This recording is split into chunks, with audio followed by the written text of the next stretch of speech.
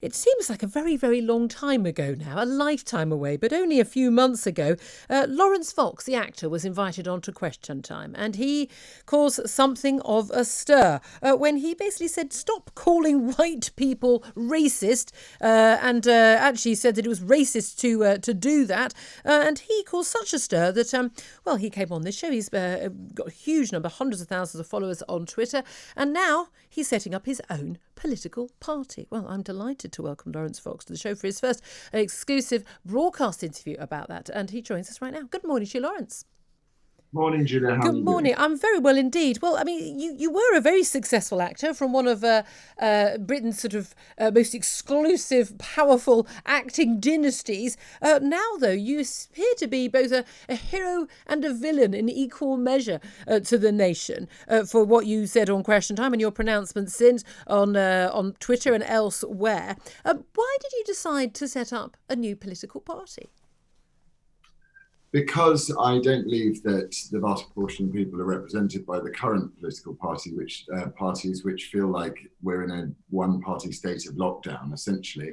And I think we need to reclaim the national conversation and take some pride in our legacy and our contribution to the world, via democracy and common law and language and all of these things, so that we have a sort of shared sense of identity, something we can get behind, rather than this navel-gazing self-loathing that seems to have taken over the way that we think about ourselves. Well, indeed, I mean, certainly the self-loathing is something I think the vast majority of British people don't identify with at all, but it's something, the liberal elite seem to be obsessed with. You've been very much associated with the idea that you must be a Brexiteer, a right-winger, but your background is actually, you're a former Labour voter. You actually voted Remain in the 2016 referendum. Do you think that the British public really know who Laurence Fox is? What should they know about you that you think hasn't really got across in your pronouncements on Question Time, interviews since, and your tweets? Well, as far as voting Remain, I was so surprised that once the vote had come in, that democracy wasn't going to be upheld. So that's where I got very bothered myself. And as far as who I am as a person, I think I can never not be accused of oversharing. That is certainly the case. You've certainly been oversharing an awful lot on social media in the last few days. You, like many people in the public eye who express any issues with, pretty much anything now, certainly with the culture wars, will instantly get targeted and labelled with the word racist. That word is now thrown around so much it has almost become meaningless as an insult. But certainly for you and for me, I think for most people listening, to be called a racist is one of the worst things that you could possibly be called.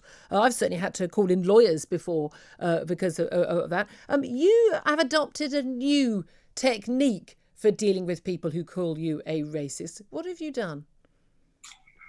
Well, I think if one is going to throw around a baseless an accusation of racism, which, as you say, historically could destroy people's careers, and actually has destroyed people's careers in many ways up and down the country, to throw around these baseless accusations, I think, well, if you're going to do that, then why not? If that's the game, why not throw around some baseless accusations in return? I happen to think it's probably not the wisest strategy, but I'd had a very long week, and I think myself and others find it very, very difficult and hurtful to be called a racist without any evidence whatsoever. But you retorted to a number of people on social media over the weekend with, well, you're a paedophile. And a number of people have said, well, I'm going to have to call the lawyers in for that. But you made the point, and I think Douglas Murray has actually argued this, is that if someone calls you a racist with no basis whatsoever, they're responding, well, you're a paedophile, and then being shocked by that, that the response should be, well, I thought that's what we were doing. I thought we were just name-calling, or are we having a conversation? When you retort and call somebody a paedophile, I mean, you are opening yourself up to some very serious libel costs there for unfair accusations. But do you think that is justified given the slurs that are sort of thrown at you? I just don't think I don't think two wrongs make a right with on reflection. I don't think one should play their game ultimately. I don't think it's the right. If you're trying to adopt a more principled stand, then playing their game is not the wisest move. So I don't think it was genius move of myself. Okay, well, look, let's go back to what you're going to be doing with your party. It's not fixed yet, the name, but called Reclaim Party. Why are you looking at that as the name of your party? Because it's reclaiming something that until very recently was part of our culture, and it all comes together in forms of the fact that we need to be able to have reasoned debate about life, not this single variant analysis that, for example, we're all racists, which is part of this critical race theory. But we need to be able to look at things in a much more nuanced way. And if you can have a reasoned debate between people, then you can find out what it is that we're looking at that might need reform. So our institutions, for example, the BBC, certainly with their largely peaceful protests and the way that different protests are policed in different ways. My former alma mater, RADA, writing messages saying that we're a systemically racist country, and all of this stuff is absolutely not true. It's not backed up by any data. And then you've got supermarkets saying that they're bringing in segregated racial spaces, which is basically saying if black people need a safe space at Sainsbury's, then the implication therefore is they need to be kept safe from white people. And that I thought we dealt with in the civil rights movement. And does it? I mean, we talked about having the slur, racist thrown against you. Does it surprise you though that our debate has become like this? I think a lot of us thought the culture wars would be over when we had a proper problem to deal with, so people would be less concerned about personal pronouns and people taking offence on Twitter. Once we actually had a pandemic and then an economic crisis to deal with, but it seems to have almost made the situation worse. I don't know if it's because more people are sitting at home on social media rather than out and about. But what the issue is. Do you think, though, that the right way of dealing with this is setting up your own political party? Or would it make more sense to try and influence the political parties that already exist? Because Nigel Farage, who I know you've met with and spoken to about your plans, he, set up the UKIP, and then, well, he didn't set it up, but became leader of UKIP, and then set up the Brexit Party. Huge influence, undoubtedly, on what actually happened in terms of Brexit, getting the vote, the vote actually being put into action, Boris Johnson's election and others. But he never actually got himself elected as an MP.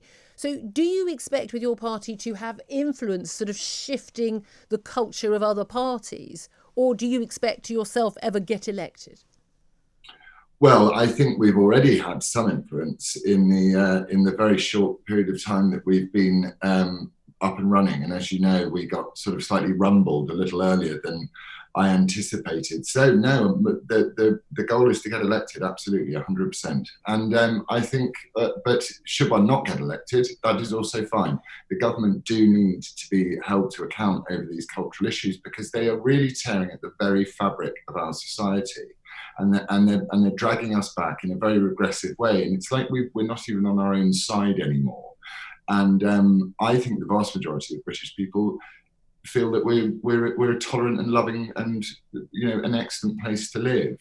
And so yes, absolutely, I intend to get elected. But at the same time, I can create the effectiveness of the Brexit Party and the effectiveness of UKIP will be leave a legacy which is something to be proud of.